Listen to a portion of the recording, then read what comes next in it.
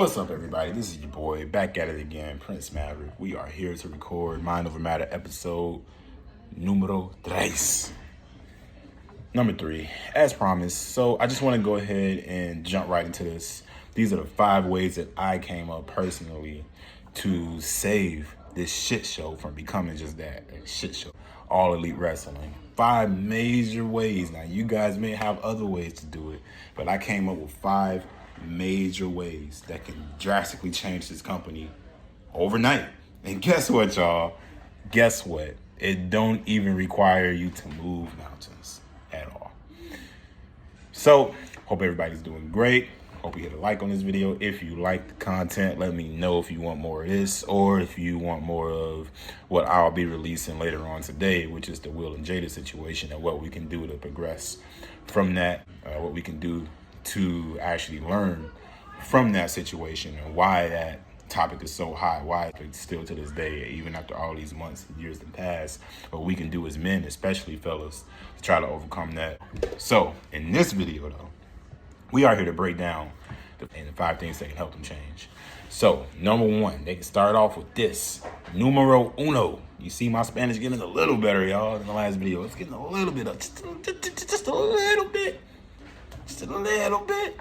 I don't know, maybe. Integrate more stories inside of the actual matches, right?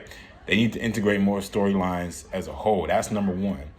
Too often, though, we got these random-ass matches on AEW that nobody give a fuck about. You got random wrestler number A versus random wrestler number B, and they all want to, you know what I'm saying, flips and dives everywhere. You know, that's not really going to put asses in seats. It's not going to sell tickets at the end of the day. It's not going to, you know, keep long-term investment going. You feel me? So the less we do away with the random matches just being thrown out there, New Japan wrestler versus New Japan strong style wrestler, right? You know, that the fans got to actually do homework and go see.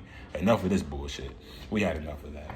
Let's actually inject some of the storylines into these matches like you did in the early stages of AEW. Kenny Omega, John Moxley feud. We can go on to the Mr. Brody Lee feud, Cody Rhodes, you know, before he went back to WWE, obviously. Like, we can go into so many feuds that they was getting right from the jump, and now we got to get them back on track. Number 2, they need to get rid of the hot shot booking, man. This hot shot booking, this booking just for a ratings draw, just for a ratings ploy, you know, and then just try to stick it to Triple H, man. You know what I'm saying? Like, this ain't that, Tony. You know, focus on your own product, focus on the growth and the maturity of your own product, and then, only then, you can focus on how AEW is going to progress week by week. Storytelling, you know, like I said in the first point, too often we see, like we just recently seen MJF defend his title against Kenny Omega. He put the belt on the line. Now, y'all may try to argue that that was Kenny Omega having the right to defend his streak. Some of y'all geeks will try to explain that to me. You know, that I understand. The Prince sees it. I have eyes to see, okay?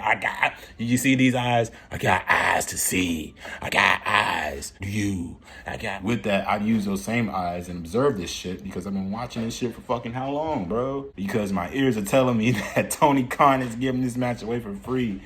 No longer can we put on these matches just to get a quick one off. Ooh, okay, it's gonna be a banger. All right, everybody's gonna say it's awesome. Everybody's gonna go home happy. Apparently, gotta sip my Sprite for this shit. This one ain't being cut out of here, y'all. This is a straight shoot right there. Because sometimes I lose my voice talking about this shit. TK has to stop, man. You know, with the hot shot booking, that really caused them to have a detriment to the ratings on Collision that Saturday night. He didn't get the ratings draw that he was looking for. It actually scored lower, I believe, than the week prior, man. And you talking about your main draw, MJF, your world heavyweight champion, bro, versus Kenny Omega, and that's sad, you know? So, anyways, if I spend too long on that, maybe I didn't spend long enough on it. Let's get to the next point, because I can be here all day with that topic. Point number 3. The third thing that's going to help this company change drastically overnight. Focus on your own homegrown talent. Go back to focusing on your homegrown talent and stop relying on ex-WWE stars to build your company. What this would do, Tony Khan, This will inject brand new life into the company yet again. Just like that same feeling we had when AEW first came around in 2019, and you injected life into the company. You gave Vince Kennedy some competition, and you made him get off his lazy ass and actually want to do something. And Triple H, you went head to head with NXT on Wednesday nights, knocked Triple H off of NXT on Wednesday nights during the Wednesday Night Wars. Guess what? You did that with your own homegrown stars. Built more around your homegrown stars. Put your Sammy Guevaras back on television. You keep your, you know what I'm saying? Keep your Hangman pages. I can fucking speak. Hangman pages on television week by week. Keep them in storylines. Keep them in storylines that's progressing. You know what I'm saying? So yeah, this is going to tie into my fourth point, which is number 4. Keep main stars and stories on television, bro. Do not do this thing, TK. Well, we actually get a cool storyline. We would get a cool storyline. Just like, for example, Keith Lee and Swerve Strickland all those months ago, man. All those months ago. It was like last summer or something, bro. And then you had the thing where Swerve turned on Keith Lee, man. And then it was hot. Like the electricity was hot coming off that pay-per-view. Whatever pay-per-view that was. I think it was the same pay-per-view that MJF won the world title from Jon Moxley. And then a few nights later on Dynamite, you know, that intro that Dynamite had, man, Swerve walked right up to Keith Lee, and we never got the follow-up to that. Instead, you see Keith Lee off TV for weeks, you know.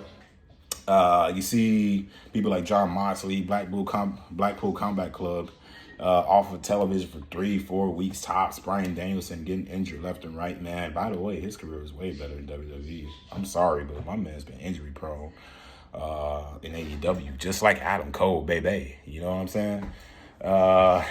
Yeah, dude. So if we keep stars on television consistently, that's going to be able to draw more than it is you just thinking that, okay, we don't have real lives, we don't have kids, we don't have jobs. Everybody's just going to come back a couple of weeks later and remember that all this stuff happened. No, my boy, get out your head. You know what I'm saying? Actually start thinking with your brain. Use your mind over matter, Tony Khan. Boy, it's the mission statement of this channel, son. Use your brain. Anyways, last point before we get up out of here, because I got shit to do and I got to shower. I know y'all got a life too. Follow the rules. That's it. Follow the rules. AEW referees are all over the place. You know what I'm saying? They don't follow the tag team rules. People tag in left and right on their own time, man. If we fix these things overnight, bro, we can do hella good with AEW. And these are just the things that will actually start them to get back on the right trajectory. You know what I'm saying? It's the little things. People always want to tell you and show you that it'll be the big things, the big changes that need to be made overnight. It's actually not. It's actually the little things just like this, you know, that list that I just read off to y'all. You know, and that's all of my notes. That's all I got. Follow the rules. Their referees, trash. They suck, bro. You know, they're like, oh, okay, I want to do a dance too. I want to get popular too. I want to be seen on camera too. Yeah? No. Anybody knows that a good referee is not supposed to be seen. Be seen, but not seen, if you catch my drift. You know, like any good referee is not supposed to be there. You know they're there, but you're not supposed to feel their presence throughout the entire match. AEW referees just do whatever the fuck they want, man. You know, they spring around the ring like they, you know, they're the main attraction, like they're the superstar, like they want to be seen. And then they don't follow the rules, man. Like I said, you know. Spring Chicken number 1 versus Spring Chicken number 2, bro. We're just going to do Canadian Destroys here.